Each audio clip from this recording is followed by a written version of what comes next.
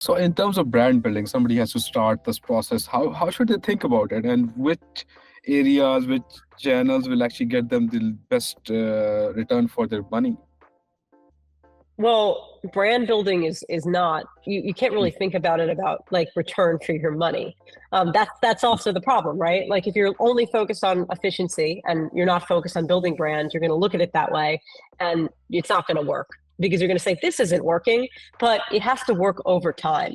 And there are other factors outside of CAC and ROI that are, it's sentiment, it's public sentiment, it's media listening. Are people talking about you? Where are they talking about you? How are they talking about you?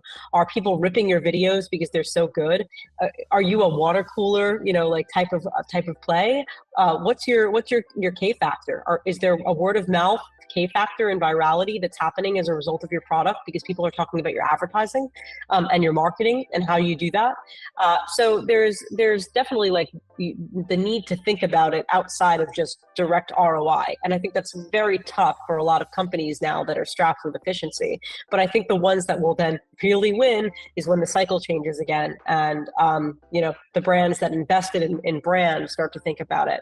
And I think it can be small things. It can be, think about, how do you differentiate yourself? What do your feature releases look like? What are the things you talk about in market look like? What are the videos that you're creating look like? And it doesn't have to be that expensive.